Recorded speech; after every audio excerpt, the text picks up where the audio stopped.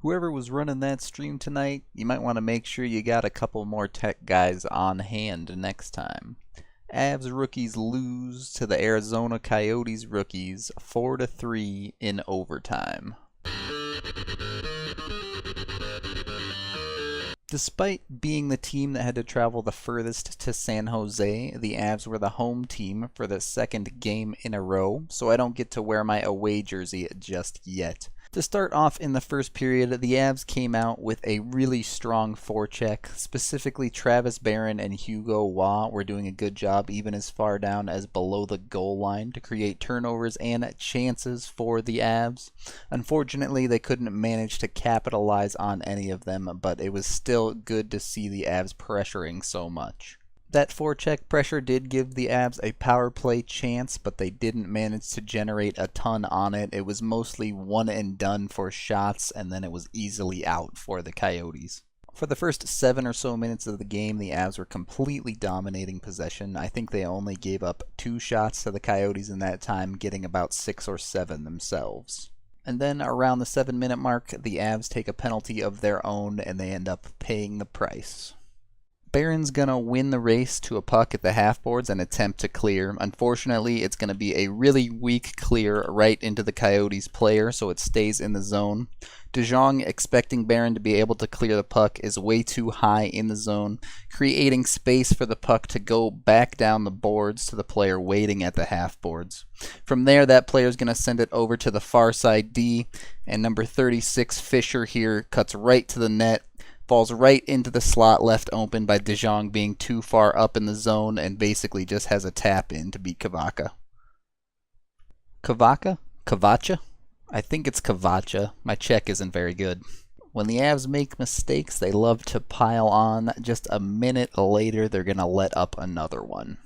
The Coyotes are going to start the breakout from behind their own net. He makes a nice pass, and it's a little bit fuzzy, but you can count 1, 2, and 3. All 3 Avs forwards are deep in the zone and are beat by this pass.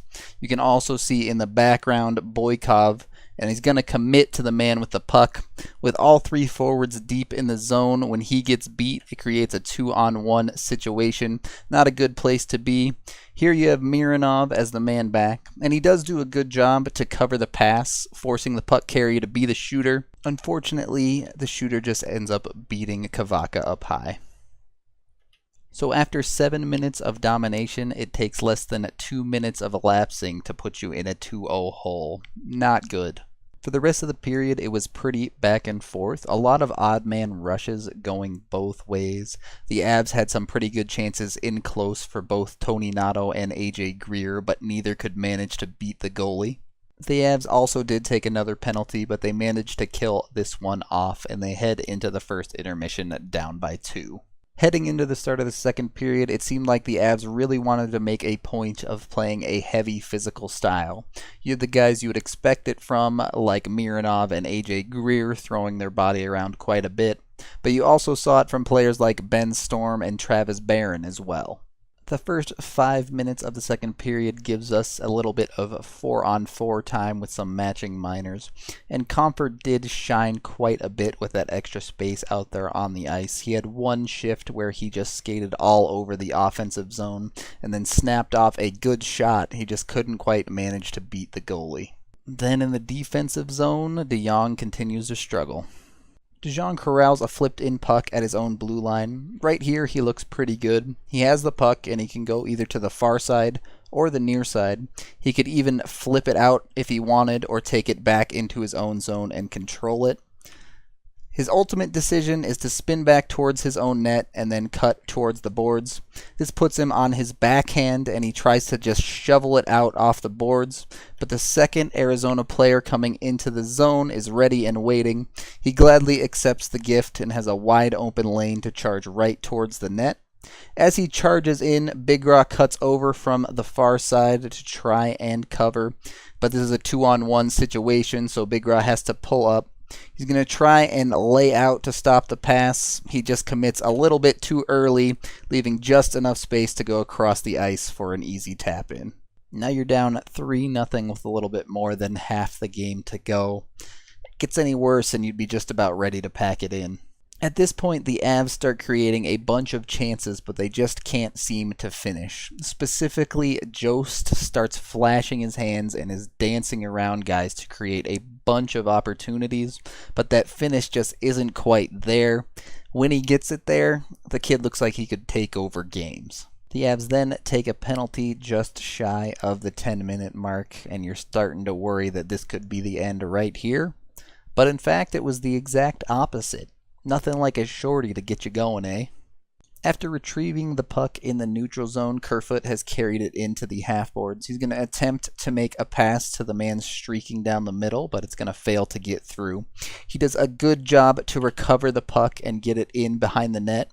He then cuts up the boards again and finds Boykov cutting into the middle. Boykov's just going to rifle one from the circle to get the Avs on the board, finally. Another nice play down deep in the offensive zone from Kerfoot. He's really making a good show for himself here. So now the Avs have the momentum. They keep pushing with their offensive chances, even get a power play. They don't manage to score, but now they're at full steam ahead, and shortly after the PP, they bring it to within one. A bit of a lucky one here. Lewis is going to get the puck in the middle of the ice, and he's actually going to fall down as he's crossing the blue line, but Waugh does a good job to recover the puck and send it around the boards to the far side. It's going to come all the way around to the half boards, and De Jong is going to pinch down and just throw it at the net. Seems like it hits something in front, but somehow it winds up in the goal.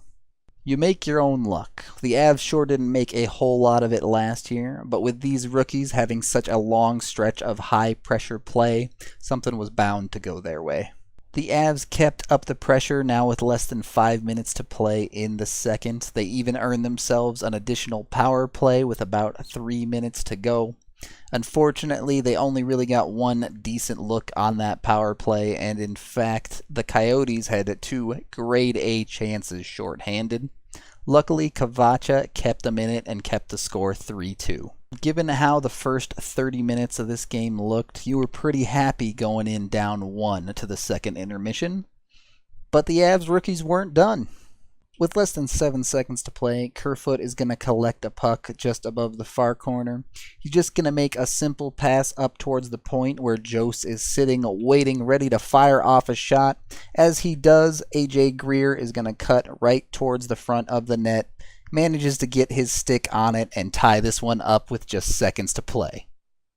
Not only does that one tie the game up, but it gets both Jost and Greer on the scoreboard with their first points of the tournament. That's exactly where Greer is going to make his money going forward, getting to the front of the net. If he can put in tips like that consistently, he's going to be a nasty asset down there for us. And so the Young Guns put up 3 goals in the second to take a tie into the intermission. It was a good thing they scored all their goals in the second period, because by the start of the third, the stream had completely fallen apart. At best, during the third period, the stream was janky and hard to watch. At worst, it was entirely unwatchable, so it's kinda hard to take a whole lot from it.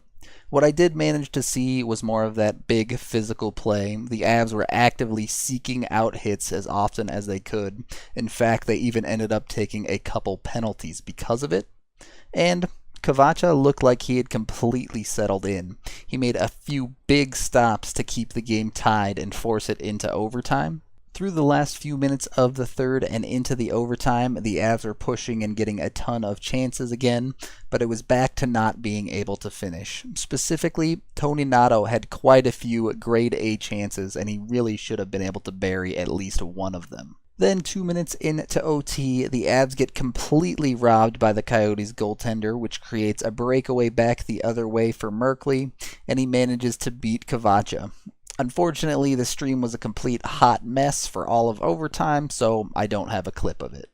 So the Avs take their second L in the row in the showcase, but I'm not too concerned about that. To talk about a few of the players that I didn't really touch on in the video, Mironov looked a lot more comfortable in the D zone tonight. He laid down 3 or 4 good solid hits in the game, and being paired with Boykov, possibly being able to communicate in Russian, made things a lot easier for him out there.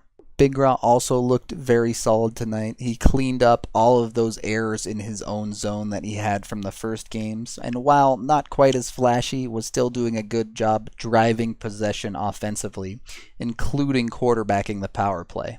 Kovacha got the full game in net. He definitely looked a little bit nervous in the first, as his rebound control was fairly weak and he didn't really seem to know where the puck was going. But by the end of the game, he was completely fine. He looked like he knew exactly where he needed to be and exactly what he was going to do with the puck.